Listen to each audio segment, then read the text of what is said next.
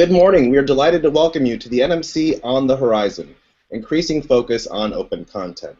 The NMC On the Horizon series reflects the research and work of the Horizon Project in action.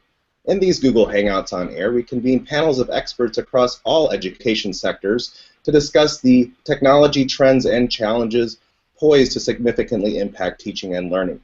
I'm your host today, Alex Freeman, Director of Special Projects at the NMC, and I'm joined by Michelle Cummins. Sit back, get comfortable, and enjoy the following presentation. But first, a bit of logistics. During this session, if you have a question, you can type it into the Q&A box, and also +1 a question you're interested in having answered. We'll collect those throughout the program and weave them in as we can. At the NMC, we tweet, and when we talk about the Horizon Project, we use the hashtag NMCHZ. That's hashtag NMCHZ. And we have over 13,000 followers, so your voice will be heard. Now on to the moderator of today's event. Victoria Estrada is the co-author of the NMC Horizon Report series at the NMC. Take it away, Victoria. Thank you, Alex. Good morning, everyone. We are so glad you could make it to today's panel. We've got a great group of folks here to talk about one of my favorite topics to research for the NMC Horizon Project. That's the increasing focus on open content for teaching and learning. And our diverse set of panelists will be shaping our discussion today. So before we dive in, I just wanted to introduce everyone really briefly so you have an idea of who's talking today. We have Susan Hines, the Associate Vice President for Teaching and Learning Technologies at Chadron State College. Dr. Susan C. Hines is the Associate Vice President. She provides direction and oversight for the Library Learning Commons and the Teaching and Learning Center at CSC. We have Rob Lansfield, the Manager of Museum Information Services at Davison Art Center, Wesleyan University. Rob Lansfield leads digital work at the Davison Art Center, where he developed and implemented the DAC Open Access Images Policy in 2012. We have Cristiana Assumpcao, who works at Colegio Bandeirantes. Cristiana Assumpcao has a BA in Biological Sciences from the University of Sao Paulo, Brazil, and an MA in Computers and Education, an EdM and EdD in Instructional Technology from the University of Columbia of the City of New York. We have Paul Signorelli, who is a writer, trainer, instructional designer, presenter, social media strategist, and consultant, and he works with Paul Signorelli and Associates. Paul Signorelli pursues a variety of interests as a San Francisco-based writer, trainer, instructional designer, and everything else, but more importantly, a lifelong learner. Dr. Karen Louise-Smith is a Toronto-based researcher interested in digital media, design, citizenship, and society.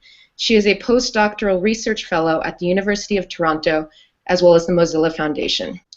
So, before I take up too much time talking, I wanted to dive in with our first question, which highlights why open content is one of my favorite topics, which is that the idea of openness for education has a really broad philosophical appeal for many educators.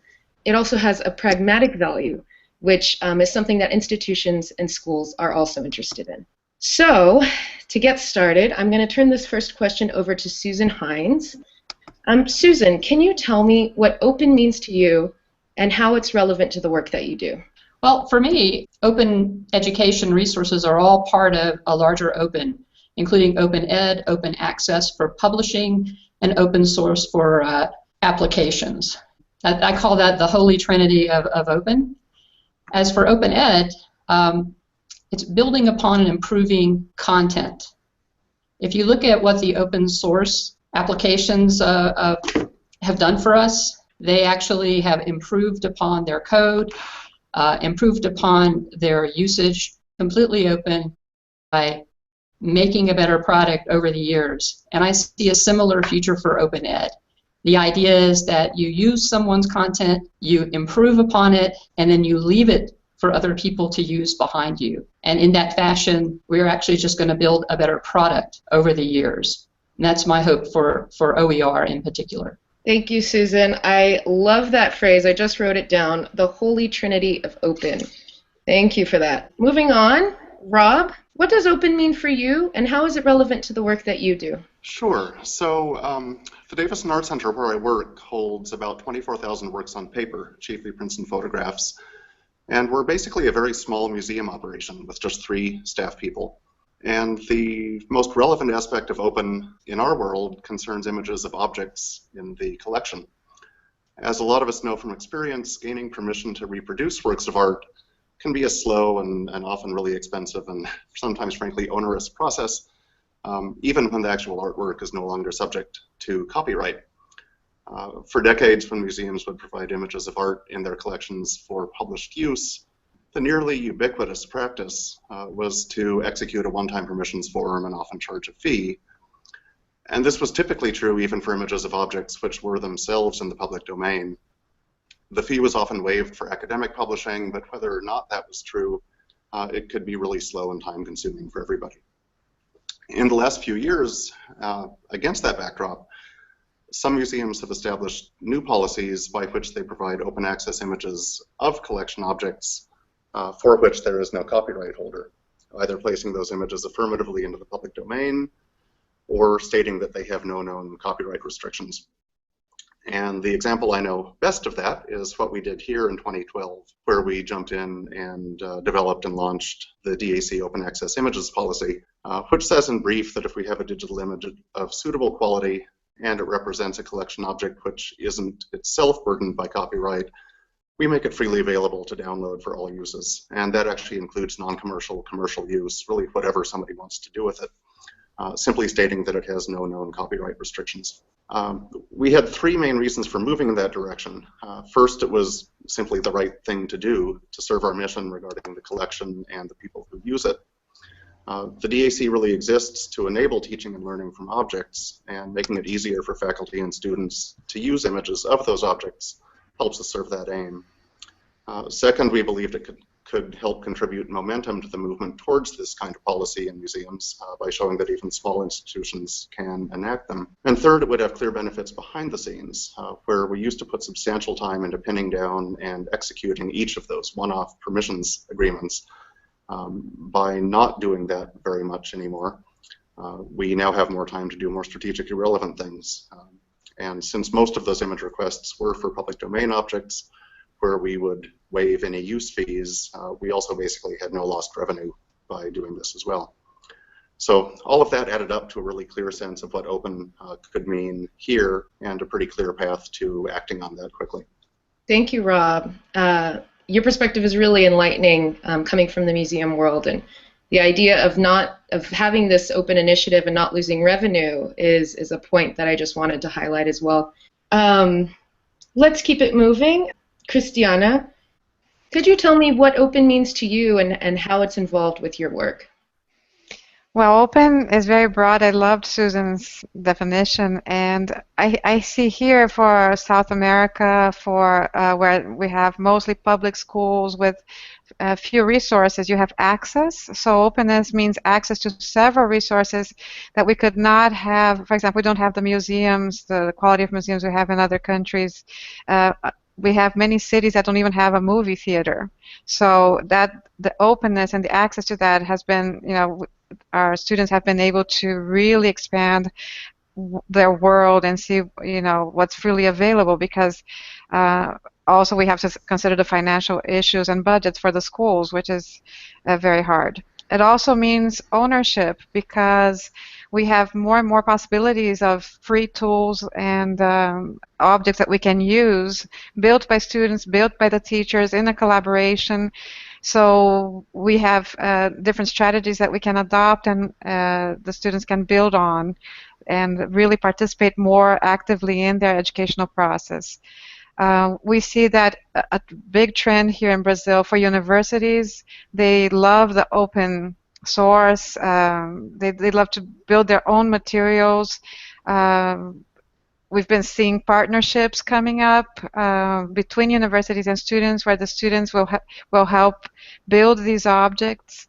So it's also the open courseware movement. It started growing a lot. We have many universities who are also making that available. So basically, I think I would sum it up in access and ownership and collaboration. Those are the big things that the open brought to our students here in Brazil. Thank you, Cristiana. We're so glad to have your perspective from Latin America, a region of the world that has been behind the open content movement and open access for quite a while now. All right, Karen, jumping over to you. Certainly. Speaking personally, openness relates to the social values that inform democratic communication. That's the starting point for me when I conceptualize and when I think about the role of openness in the kind of work that I do. Openness for me is a really foundational social value that connects to environments and contexts that are participatory, that are equitable, that are accessible. And I'm interested in how this moves through classrooms, through informal learning spaces, and also through society more broadly. And in my particular context, I work really closely with Hive Toronto, which is a digital literacy network that involves over 40 organizational members here in Toronto, Canada. And our big emphasis right now with our members is partially on the creation of open educational resources through webmaker.org, which is a platform that Mozilla makes available for anyone who wants to teach the web globally, and it's localized into many languages. The list is always growing. And I'm really interested in seeing how individual organizations and people can make a platform useful for their settings and for their contexts. Thank you so much, Karen. We're so glad you could join us today and give us your perspective as a researcher of openness. I really do like the idea of thinking of it as a social value. It looks like we have Paul Signorelli back in the house here. Go ahead. As everyone else has said, I think that open really something around collaboration, sharing of resources, being as open to the whole idea, not to use the same word to define itself, but to be open to sharing things in ways that actually benefit our whole learning process. At a personal level, I do a lot of writing that I put on my own personal blog. I drive people crazy with putting all those links in, but each blog posting is designed actually to sort of be a lesson in a blog. So if you're interested only in the main topic, you can skim it. If you want to go deeper, you follow those links, and in that way it's a standalone item. On the other extreme side of what I do educationally, I'm involved in connectivist MOOCs, and I love the feeling there of collaboration, of sharing materials. As we design things, we put them out, and others are willing or welcome to take what's put into those MOOCs and use them in their own lessons. It's nice if they acknowledge their sources, but the whole point is to learn from each other by sharing those things. And that is my quick summary to try to beat being kicked out of the Hangout again. Nice job, Paul. That was excellent. Susan, I wanted to ask you why you believe that this trend, the increasing focus on open content, is important for teaching and learning. Well, I think everyone knows that the cost of education is rising in the United States, and I'll be very interested in what Cristiana has to say about what's happening in Brazil, because I know they have a huge open education thrust right now. I see a lot of Brazilians at conferences, so I'll leave that one for you, Cristiana. But in the United States, and perhaps globally, there's just a rising cost, not only in education, but also particularly in textbooks and in software costs. And I think one of the things that people can control at the instructor level is actually textbook costs. One of the things that we've looked at is that textbooks, if a whole program decides to go no cost, and that's what we produce at Chadron State College, a lot of no-cost courses, no materials cost courses. If a whole program decides it's going to go that route, you can save a student between $5,000 and $6,000 in the course of the program. If you look at the average cost of the students graduating now, they're graduating with $30,000 worth of debt. If you can bring that down by $5,000 or $6,000, the federal government is going to be pretty happy with you, because most of those students are taking out federal loans. Right now, the White House has a website out called the College Scorecard, and what that does is it allows you to look at bang for the buck colleges and universities, and you can see which ones are better than others by price, by quality. So there's a lot of reasons now to try to drive your costs down.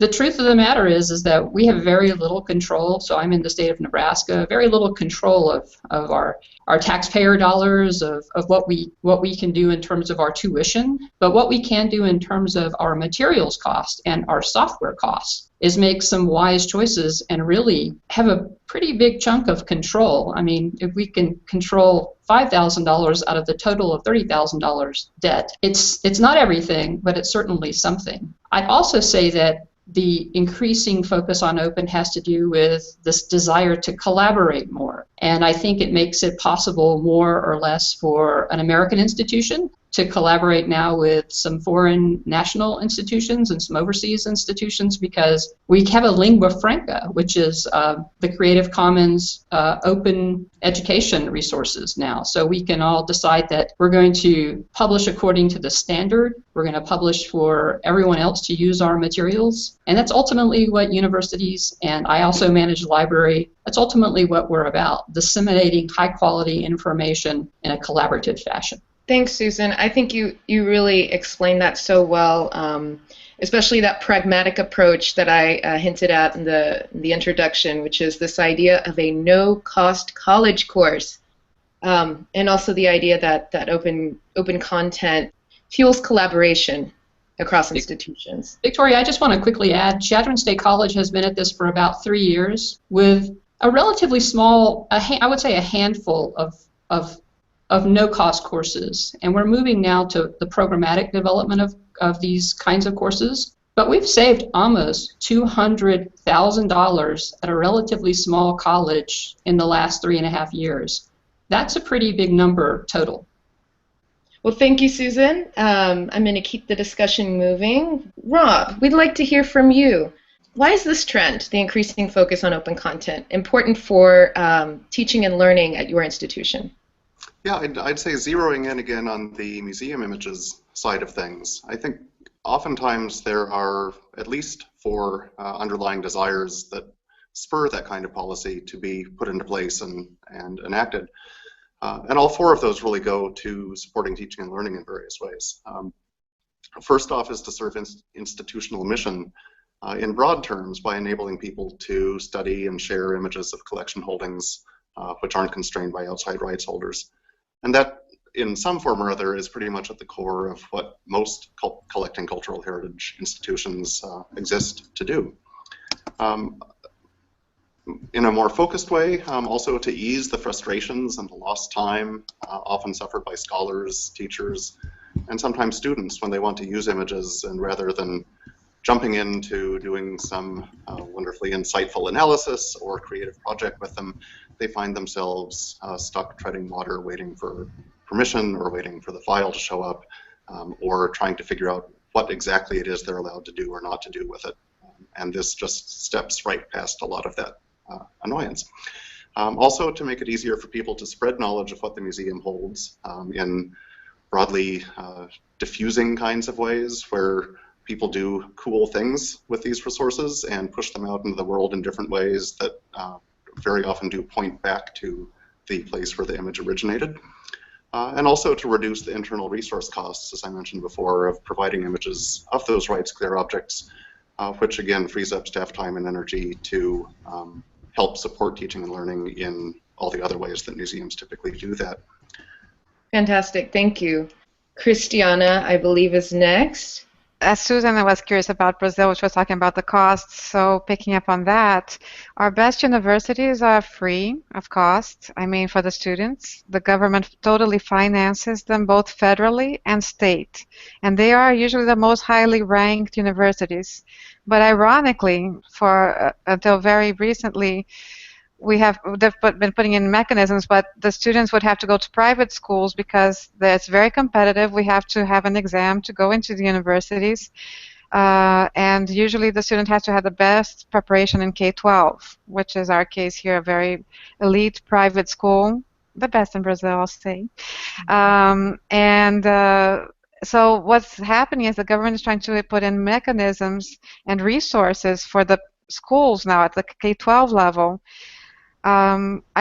We've been seeing movement towards, for example, the universities will have special courses to help the students get up to date if they didn't have such a good K-12, because we've been having quotas for the public school students. So there's an amount of space is reserved for them to go into the public universities to continue, so the government can get more students, underprivileged students, to go into the university level and try to change their life. So in terms of cost for the universities like the open sources and the open content because they like to develop, and it brings in, the research that they bring. And now for the K-12 level, it's a completely different story. We have very few resources. So what the government has been investing in lately is to get more technology to the hands of the kids. They're talking about, they tried the OLPC, the one-to-one program for the tablets now are coming in. We've been seeing different projects being developed in different states because we're a very big country as well. And all using open resources because that's what will make it available to the kids and to the teachers. So the financial part is really important. The other aspect that I think is really a great contribution that that's why I think why so many Brazilians, this has been growing trend here, is even in a private school like ours, we will be looking for free tools that kids can have because the cost here, is so high for the parents who put those kids in private schools have to pay for their medical plans, have to pay for so many things that they to get the service, that as much as we can offer them without adding to that cost already increases a lot our possibilities. Also in pedagogical terms, I think the open resources bring a lot of collaboration, authorship, ownership, like I was talking about before. So it already brings a great contribution because it takes us out of our comfort zone and gives us more tools to try new things and open new windows and have access to different resources. So those are big things for us here. That's why it's been such a growing trend. Thank you, Cristiana. I was especially interested in hearing about the rise of the one laptop per child project and how that's kind of disseminating this open source software. And part of that also is that open source software allows children to be owners of their learning environments and to create apps and things like that. I find that all really interesting about openness.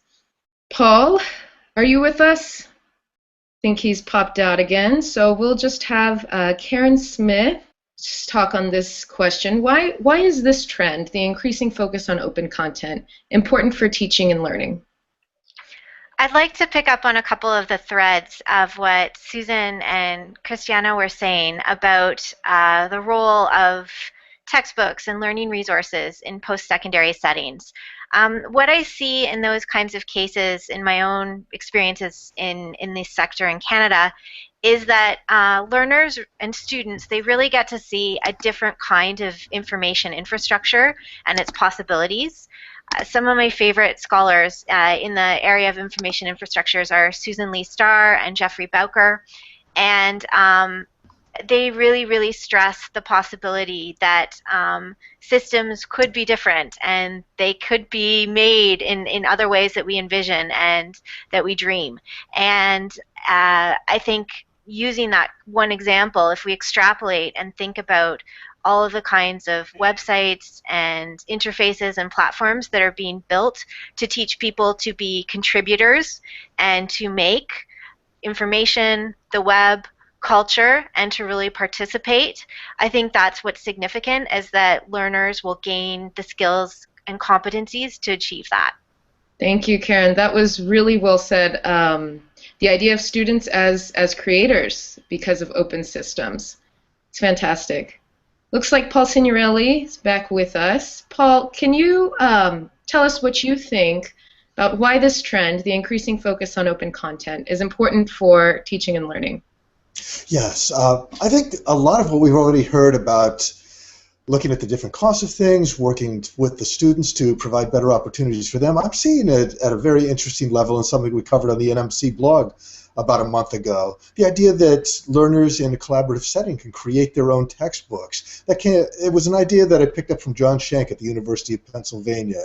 He sees that these connectivist MOOCs, where part of the learning is to actually engage in producing something, produces not only an object like a textbook that the learners create as they go, but also the MOOC itself becomes a textbook. And I think that's a very interesting thing because it gives us a sense of engagement in our learning, and also it has a potential to somehow lower some of the terrible costs that we've all had to deal with in terms of buying textbooks. So if you create it, you're part of the process, you're adding to the learning community. I think that's a really nice part of what we see in open content and open learning.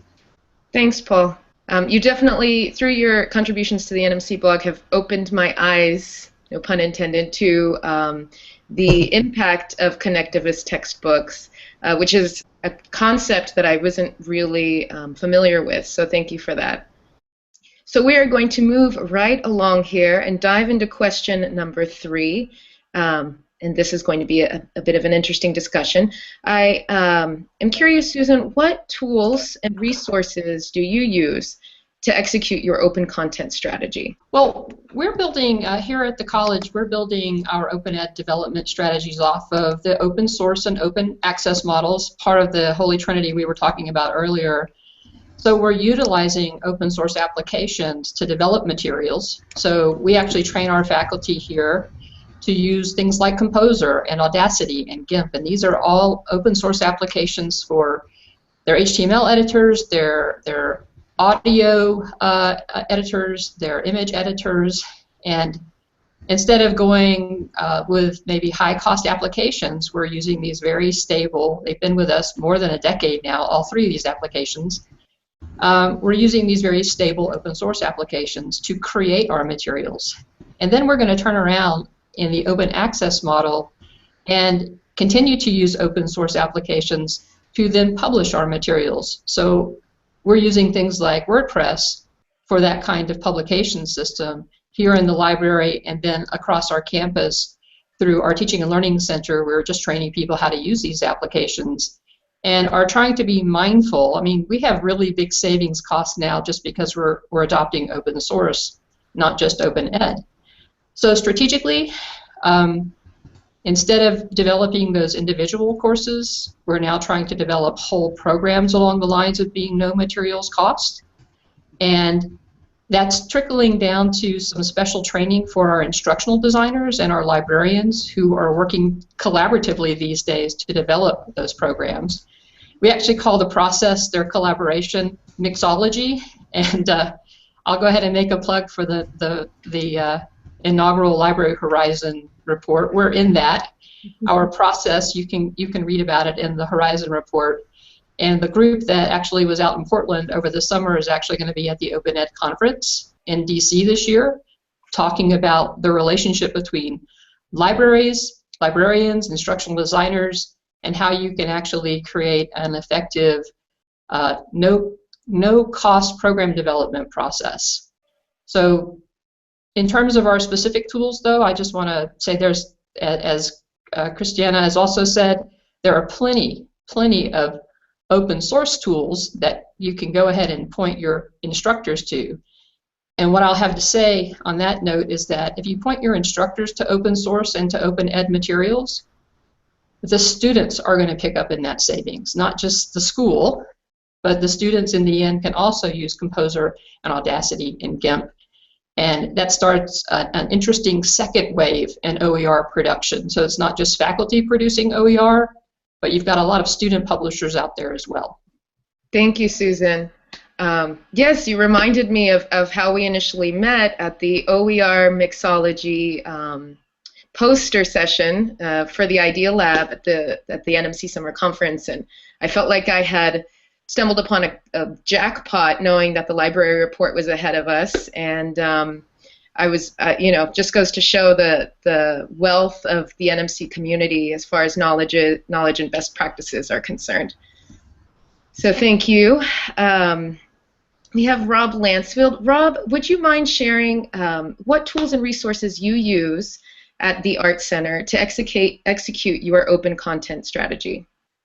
Sure, and again, this will focus specifically on images. For tools as such, they're really of 2 main types. Rapid photographic equipment that we chose and configured to enable us to do fast, high-quality image production whenever I can reconfigure our gallery space into a temporary studio, since that's how we end up doing it here. And alongside that, and in many ways downstream from it, university IT infrastructure that we actually use to deliver images to users. These are university-wide systems on the network that are great places for us to put deliverable versions of these things so people can just download them. If anybody's interested in Q&A, I could talk about specific tools involved there. On the more general resource side, though, really our key resource on the policy development side has been the years of ongoing conversation, a lot of it at conferences, among many of us in the museum community who have been working to move our own policies at home in this direction. And I think we all hope that by implementing these changes at each of our own institutions, we can also gradually shift a wider horizon of expectation about what the most reasonable and useful access policies for museum images of this sort should really look like. Along with that policy, of course, the other key resource, frankly, has been funding for actual image production because it costs money to make these things and then to share them for free. Our open access policy has been in place since 2012, and over 2,000 images are now available for direct download under it. But still, most of our collection has simply never been photographed. The realistic way for us to keep adding significantly to the portion that has, and in that manner to keep adding to the number of images that people can get hold of and do whatever they want with, is via grant-funded imaging projects. And I should mention here that we're very grateful to the U.S. Institute of Museum and Library Services, IMLS, which recently awarded us a grant for intensive imaging to come up in the next 3 summers, which will have a really huge impact on the number of images we can make available in this way within the technical infrastructure and the policy framework that we have in place. Congratulations, Rob, on the IMLS. Thank you. It sounds like the Davison Art Center is really setting the standard for open access images, and that you guys will be able to continue the work you're doing. So that's very good news. Glad to hear that. Thank you. Paul, looks like you're back with us. Let's have you answer this question before you pop out again.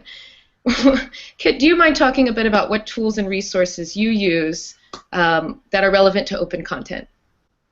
Yes, I think I heard Susan say earlier that she uses WordPress. I certainly am a big believer in using a WordPress blog as a way to provide open content that others can use.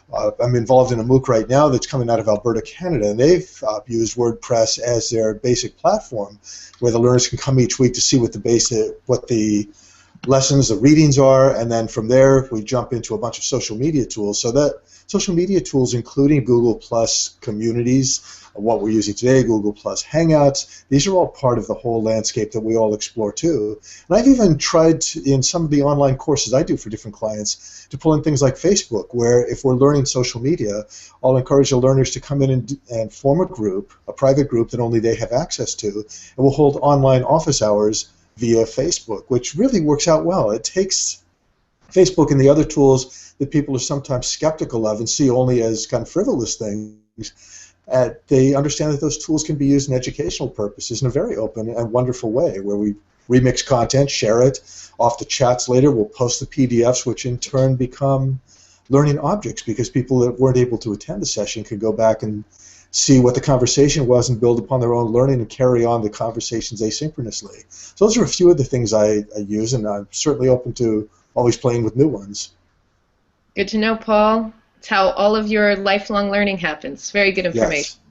Yes. Thanks. Cristiana, I'd like to ask you this question. What kind of tools and resources do you find are useful when executing an open content strategy? Well, we've been using, ever since we started talking about Web 2.0, I think we have seen a lot of use of the blog, the WordPress, so much so the students posting and having projects that they can use as a diary, that it's been so popular with our students that our whole website was transferred from a static website into WordPress. So now today the homepage of our site is in WordPress. which really opened up for the teachers to be able to contribute, put in news. We have tons of blogs associated, so each teacher can put in their own posts and then put it up to the home page, and it may or may not be promoted as the big news of the week or something. So when it was centralized, where we had a few people doing the choosing of which news would go out to the parents, the communication has been increased exponentially, because now everybody contributes. Both students and teachers contribute to show what is happening in our community. The other tool that we've been using in Brazil is really big is Moodle as an LMS, and that's because we can customize it. We can, it's available. So with our people, it's been a great tool to really organize our courses. For the students, I mean, all the multimedia that they produce, we've been having students ever since the smartphone, the advent of the smartphone. Our students have had them, and they've been producing videos for their classrooms. So they've been using all sorts of different tools, that the ones Susan and Paul mentioned already, for images and sound, and we have several free video converters, because one of the things that comes up when you start having so much video production is that each one will bring in a different codec or a different format. So one thing you have to really keep in mind in the school is to have free video converters so that all have the same format and will play when you want to show it to the rest of the class. So it's one of the big things when we're doing video. We're always careful about that and really giving specific instructions to the teachers. One thing we've been looking at is really going towards the same types of tool of operating system. So at least, you know, we have less of that challenge happening. So we have a lot of, you know, for writing, blogs are still big. Let's think, the multimedia, and we've been using a lot of free apps lately. So we're starting really investing in the tablets, you know, and our students are all iPad consumers. So we have been looking for a lot of free apps, and there's great stuff, you know, for museums, for each content, for producing, you know, like if a mind map or a poster, a collaborative poster.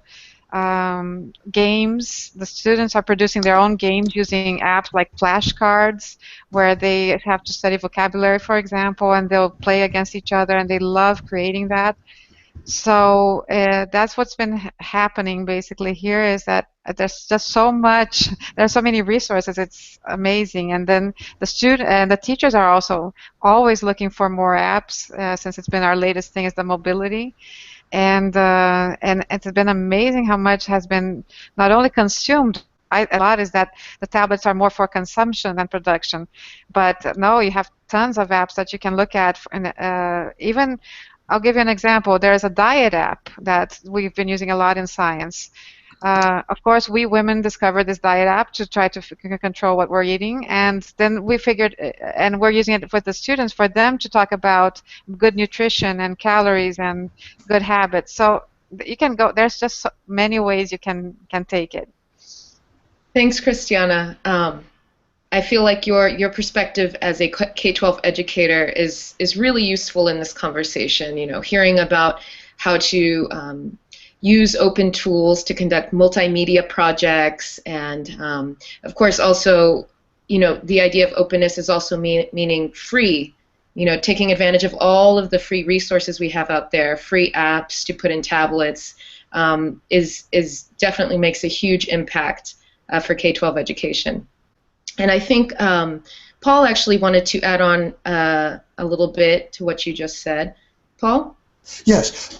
Just yesterday I saw through one of the Connectivist MOOCs I'm attending that Clay Shirky had put out a new article. I believe the title of it was Why I'm Telling My Students to Shut Down Their Laptops in the Classroom. When Cristiana was talking about the use of tablets and other things, I'm a big fan of that. I support that. I use that face-to-face and online quite a bit, but Shirky's article is very intriguing, and it gives us food for thought. We all understand that multitasking at cognitive levels really is a big myth, and Shirky's point is that when his students are using their laptops, that they're not able to focus on what they should be doing face-to-face with their learners. rather than follow his lead and suggest that we shut down the laptops and throw out the tablets, I actually think he'd be on much firmer ground if he said, why don't we incorporate lessons in how to effectively use those and understand that at those moments when you're interacting with your laptop, the same way you would be with pen and paper if you were taking notes, that you are still doing something that's important. I think the skill there is not shut down the technology, shut down the laptops, but learn to effectively use them and recognize when our attention is split and how to use that to our benefit. That's a really good point. Yeah, of course we need to integrate the technology and find out how it can help us learn. Karen, I wanted to jump over to you real quick. I know you've got some really great resources you're going to tell us about because I got to experience them in your Maker Party. So can you share with us what tools and resources you use to execute your open content strategy? Sure. I'm going to spend a little bit of time sharing how Hive Toronto really tries to enact openness through education programs. And it includes both social and technical processes. It includes people and devices and code and a whole range of making skills. So Mozilla maintains a website called webmaker.org that houses 4 tools that encourage people to learn, well, to teach the web and learn to create the web themselves. And the tools include a video remix tool called Popcorn, where you can bring elements from YouTube, from static images, from Wikipedia articles, and remix them all in a timeline. There is a tool called X-Ray Goggles that is almost like a Culture Jammer's secret toolkit, where you can alter a website and publish your version of that website to a Mozilla server. There's another tool called Thimble that allows for a pane of HTML editing and a pane that has the rendered website, so you have both views simultaneously and you're able to work with the code and edit something that's already been started. And the newest tool that's a part of WebMaker is called AppMaker, and it's really intended to have drag and drop bricks that will work using HTML5 standards to enable people without substantial coding backgrounds to create an app that will work on a cell phone. And at this point, it's still in the early stages, and bricks are being developed. But I think it's worth contextualizing that this kind of project and this kind of platform, the openness approach operates on multiple levels. It's not just an open source software project in the traditional sense of what our understandings might be. It's not just developers who contribute to the project and contribute patches to the code that augment what a user interacts with from home or from a public library. Really, the users and the community that is engaging with the site and they're creating the projects, they are an integral part of the contributors that are really creating what this platform is as an open educational resource and site. And I get to work with Hive Toronto and our network members who are interested in bringing some of these tools into their community locations. And one of the big strategies that Mozilla has used all around the world is a global campaign called Maker Party that ran this year from June 15th to September 15th. Actually, I got the date wrong. It was July 15th to September 15th. But what the Maker Party campaign really encouraged people to do was gather and to make and create using whatever skills and whatever resources they had. It might involve learning a little bit of HTML with pieces of paper that you rearrange like puzzle pieces. Other times it might involve creating your first web page, or starting to do a coding project with someone in your community, or participating in other kinds of making and creation through stations or through other opportunities to learn and to create. So I think thinking about openness where there's all kinds of entry points and where not everyone has to be a developer and not everyone has to be submitting patches of code to contribute, we need to really think about broadening the spectrum of what counts in terms of open contributions and in the creation process to make things that really help us work with educators and learners globally. Thanks, Karen.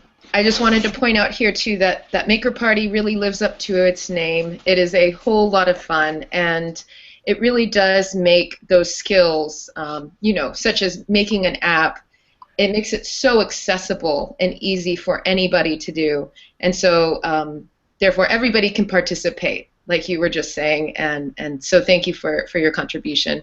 Well, we are actually on one of our final questions because we've made excellent timing today, my fabulous panelists.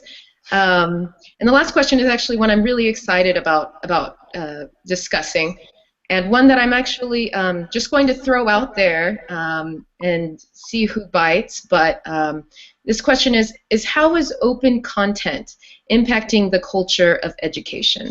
Well, I'd like to address it broadly if I could, and then I'll let my colleagues address it more specifically. But broadly, it's changing the nature of what textbooks are, not just what they are, but how they're published. And because we're getting our savings by no materials costs at Chadron State College, I think it's just interesting to think about what textbooks are becoming through the OER movement. They're looking more like multimedia learning objects. They may have video, audio. They may have interactive layers in them as well. I see people using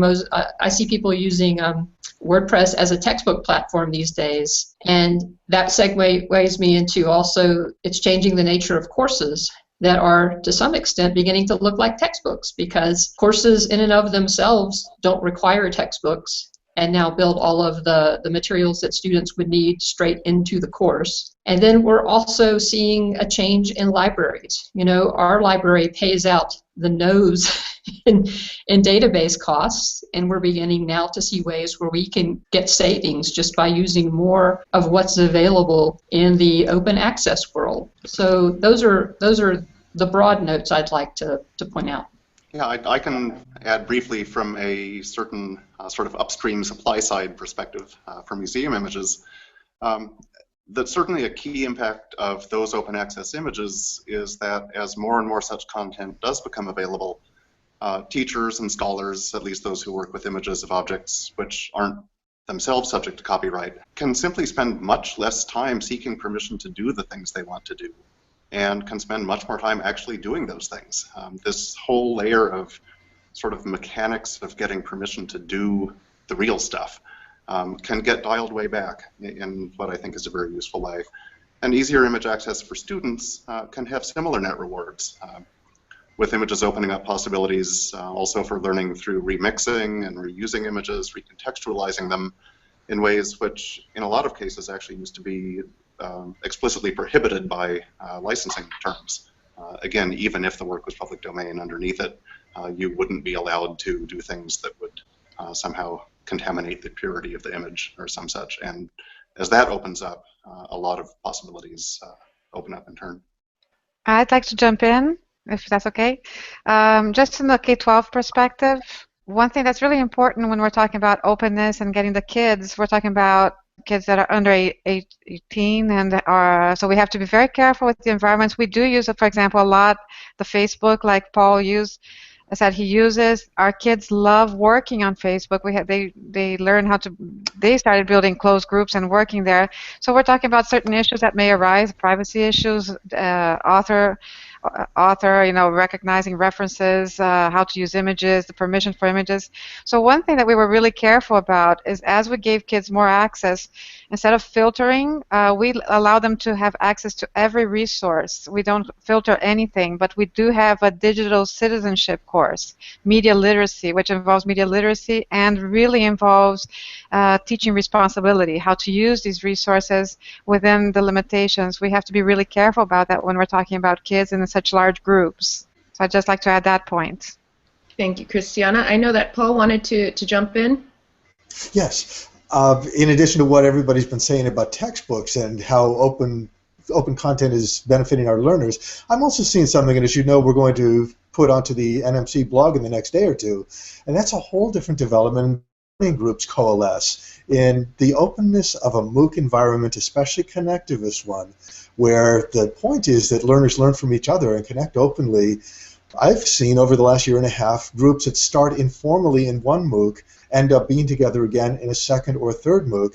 And in my own case, it turned out that by being part of one of these informal cohorts, what I'm jokingly calling MOOC-horts, we actually got so comfortable with each other that we jumped in on a MOOC that we're doing now as instructors. So we've sort of flipped it from being learners to actually being on the instruction side, and it's because of the openness of the platform and the openness of the approach that we're taking. I think it's really something worth watching, and the punchline to this is it won't be like a traditional cohort, which has a beginning and an end date, a graduation date. It's lifelong learning by choice, and there is no end date. We will continue to learn together as often as we are drawn back into MOOCs that appeal to us and inspire us to continue our learning.